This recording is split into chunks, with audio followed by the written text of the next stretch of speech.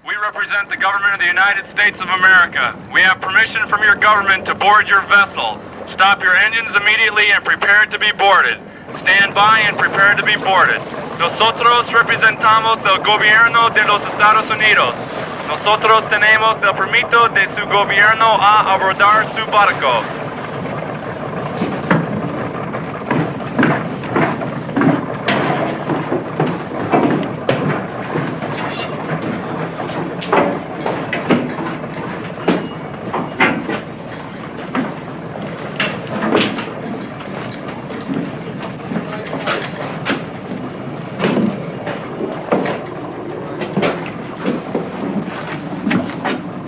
A ghost ship is discovered adrift on the Caribbean.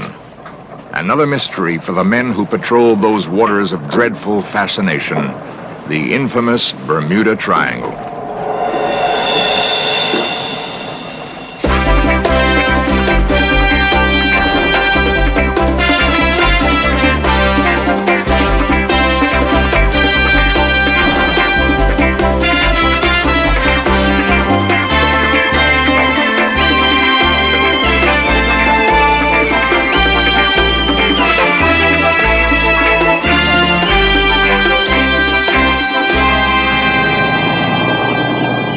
A 65-foot cruiser sets out on a leisurely voyage across the Bermuda Triangle.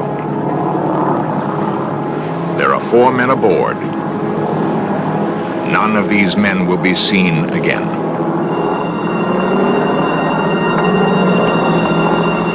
The Triangle contains many mysteries. It is the purpose of this program to explore one possible explanation.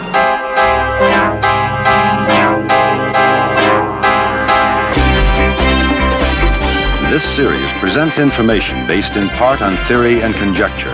The producer's purpose is to suggest some possible explanations, but not necessarily the only ones, to the mysteries we will examine. Distress. Unknown vessel. The 7th District United States Coast Guard at Miami Beach is one of the busiest Coast Guard stations in the world.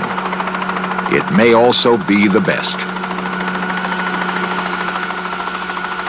It operates in that now legendary body of water known as the Bermuda Triangle. Its commander is Rear Admiral Robert Durfee. There are, as a matter of interest, between 800,000 and 900,000 registered recreational boats in this district. So this presents just a tremendous potential for people getting in trouble. Fully 1/3 of America's missing ships and planes vanish in the Bermuda Triangle. Many can be attributed to the inexperienced sailor, lulled into a complacent carelessness by the nearness of land and the deceptive tranquility of the sea. As for the others, they have been attributed to such theories as magnetic anomalies, UFOs, lost continents. While some of these ideas may seem far-fetched, they stem from a desperate need to explain a host of disappearances which make no sense. One of the men looking for answers is Miami Herald reporter Carl Hyacin. He has concentrated on 44 recent disappearances and has studied the Coast Guard's explanations. They have 9 that they said were presumed sunk, and I wouldn't quarrel with that, given the size of the ocean and the number of inept or inexperienced captains. The impulsive thing to do down here is if you've got some money, you go out and buy a nice big yacht. Early in 1974, 4 young Philadelphia businessmen bought a nice big yacht. Their story, recreated for In Search Of, begins in Miami as they joked about venturing out into the Bermuda Triangle. They'd read up on the legends of the ghostly Spanish galleons on the Sargasso Sea, of the dancing coffins in a Barbados graveyard, of the haunted lighthouse on Great Isaac Rock. But to the 4 men that day, these were but fanciful tales from antiquity. They were men of today. John Tarquino, 42. Cy Szentner, 32. Elliot Cohen, 30. And Raphael Kaplan, 26. And in a few weeks, they would set out on a shakedown cruise. In the beginning, they adhered to standard operating procedures. they filed a float plan. They were to be back in Miami on April Fool's Day. Their boat was moored in Dinner Key Marina near Miami Beach. They boarded as planned on the 1st of March, 1974, carrying the gear and provisions for a 1-month voyage. The weather was good that year, and after a Philadelphia winter, Miami was a place of tropical promise. The ship was the Saba Bank. They had hired an experienced skipper, for this was not a toy but a $300,000 boat. It was equipped for the wildest blow with the finest navigational and safety devices that money could buy.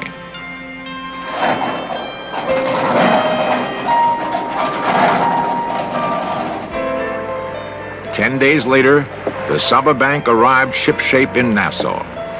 In passing, they might have joked about the famous tales of the Triangle, of the 5 Avenger aircraft that talked to the control tower as they vanished forever, of a naval captain whose mind had darkened into madness while sailing through the Triangle. He had taken his ship, the Cyclops, into oblivion. The legends of the doomed sea must have amused rather than troubled the 4 men of Philadelphia.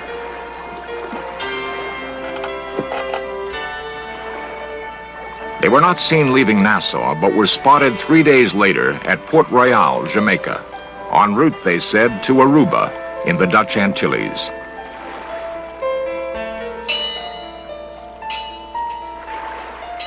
The Saba Bank was due back to the customs shed at Miami Beach on the 1st of April, 1974. A few boats came in that day, but none was the Saba Bank. On that April Fool's Day, a Philadelphia secretary began to make inquiries. At first, they were casual, but as the days passed, there was a tinge of alarm.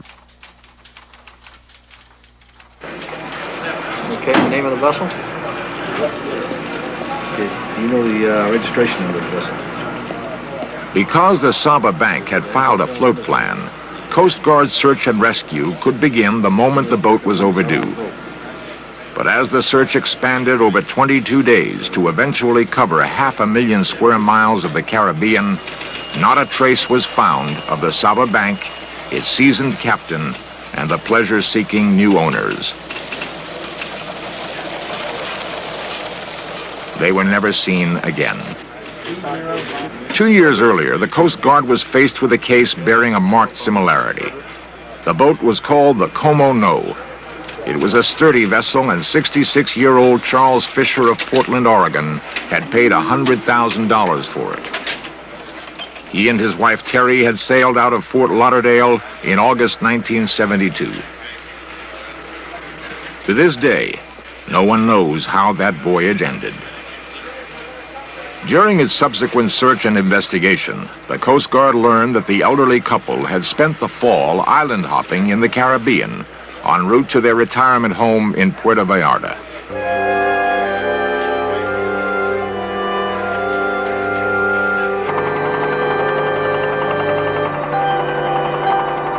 They were seen on the 12th of December off Corinto, Nicaragua.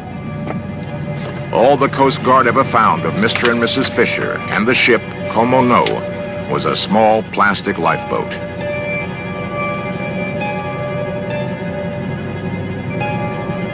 It was cases such as these, cases for which the Coast Guard had no ready explanation, that fascinated Carl Hyacin. One could talk of far-out Bermuda Triangle explanations, black holes, electromagnetic earthquakes, but Hyacin was exploring another possibility.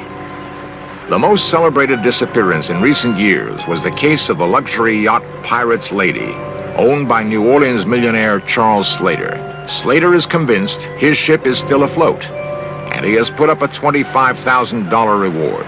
It was a burger yacht. I believe it was 75 feet long, cost over $1 million. It had enough electronic equipment on it to impress even, the most hardened, cynical of sailors. It was a fine, fine ship. and he sent his captain and a 17-year-old boy who he had known as a crewman and had hired on as a crewman on the boat, a trusted family friend, no suspicion of any involvement. And the boat left New Orleans, refueled in Apalachicola. They were having some engine trouble. So they went into Apalachicola. Next morning, the dockmaster heard the boat start up at 6:30 a.m. and leave. Was there some common factor that would lead to an explanation of these three disappearances and others like them? Investigators think they have an answer that seems wildly out of time in the 20th century.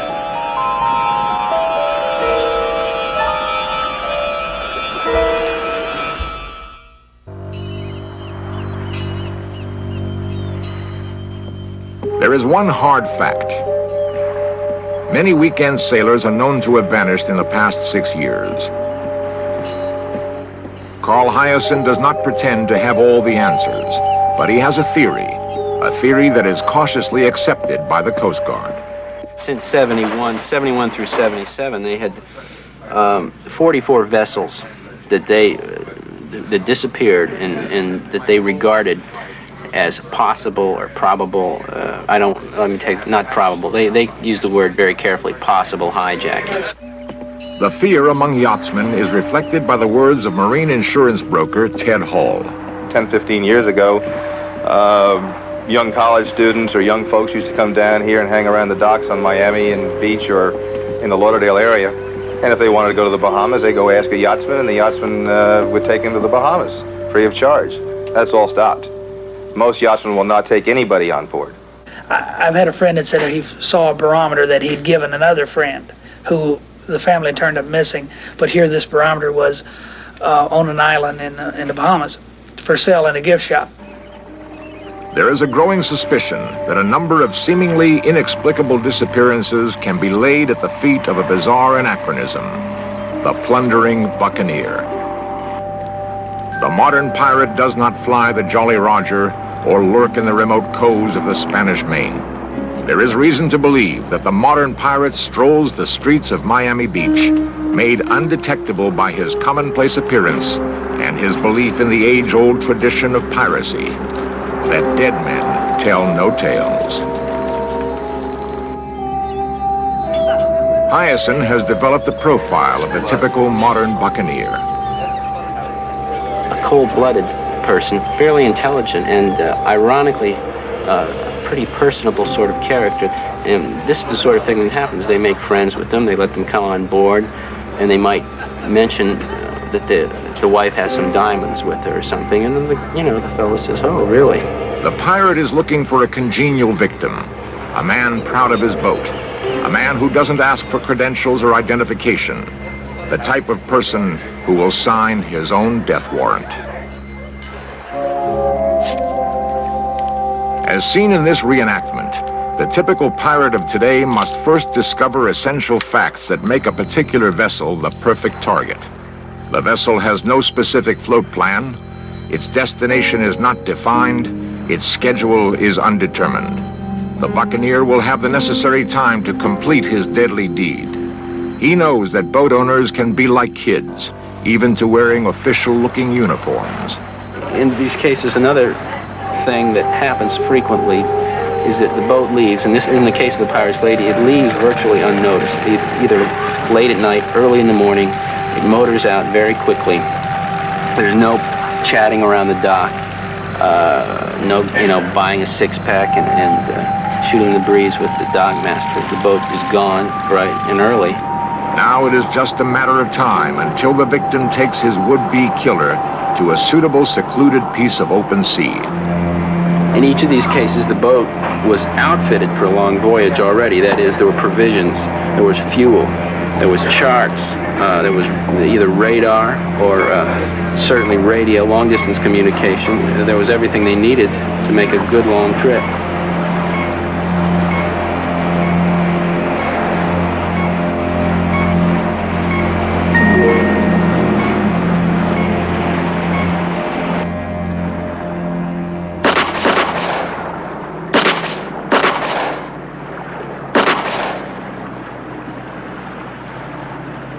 By changing some of the lesser works topside, masts, some parts of the superstructure, or changing just the color combination on those parts, adding canvas parts, taking canvas parts off, you can change the looks of a vessel quite easily and quite quickly. Florida coast, with its overgrown bayous, is ideal country for the pirate. Here, he can effect a facelift on the yacht if he wants to use it. But why would a man commit piracy and murder? Why would he take these risks? Does piracy have another motive? If an expensive boat is stolen, it can be altered, but the basic structural design, as well as registration licenses, cannot be erased. We are a nation of record keepers, identification numbers, state forms. So a pirate knows he would get caught trying to sell such a boat or parading it himself. What use is it then? In the waters south of Miami, piracy today is almost commonplace, and there appears to be a possible explanation.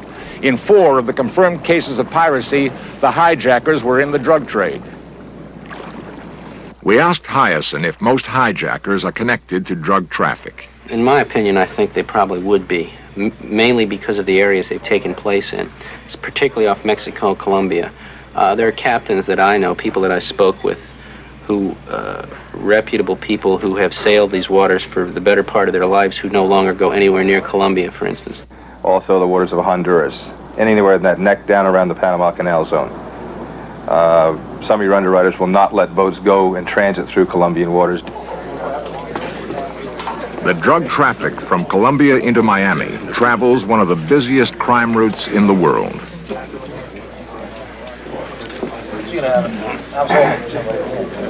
Today we're going to be auctioning a 1973 28-foot Donzi. This is a common ceremony in Miami. The public auction of a drug boat seized off South Florida.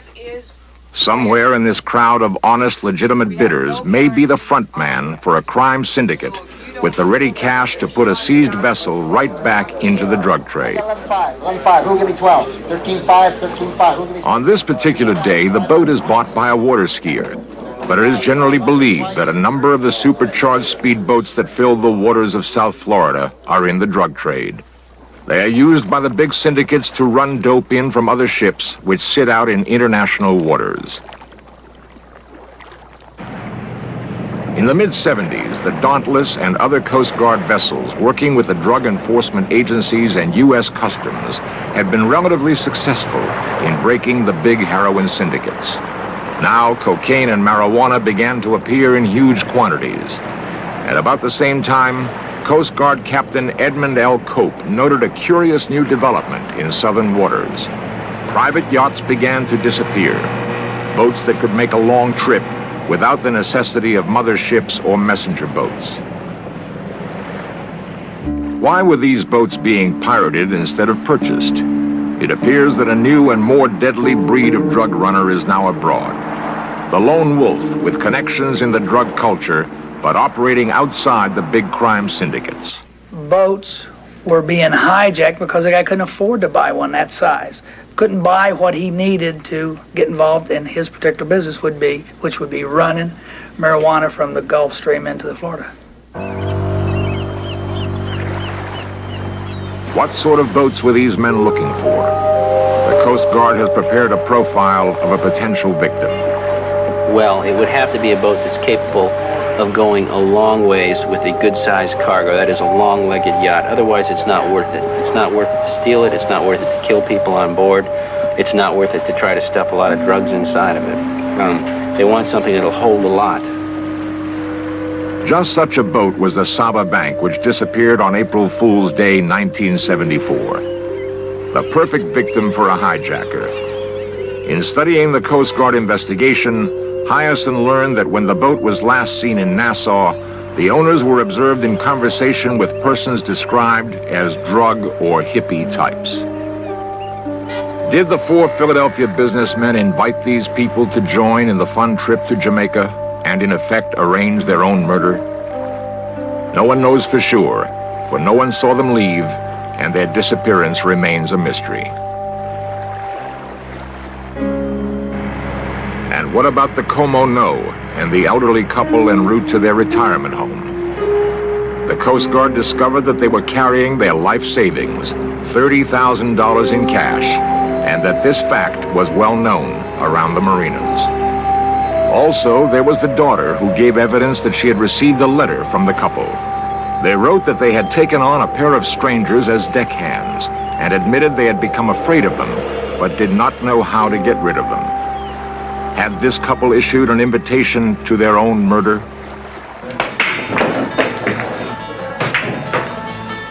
If you're a freelancer, and if you're dirt poor and you have no boat, and a boatload of Americans pulls up offshore with a nice yacht, and you've got about 2 tons you can get to someone in Boca Raton, to my way of thinking, the Americans, are as good a target as anybody. The people that, do the so-called drug hijacks, for whatever motive a yacht is hijacked, are generally not professional smugglers or professional criminals. They're people that have no other option, because it's not a particularly safe crime.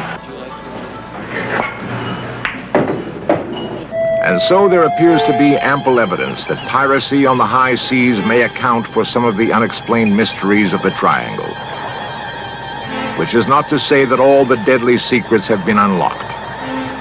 The curious and tragic events of these mysterious waters are too complex for a single, simple solution.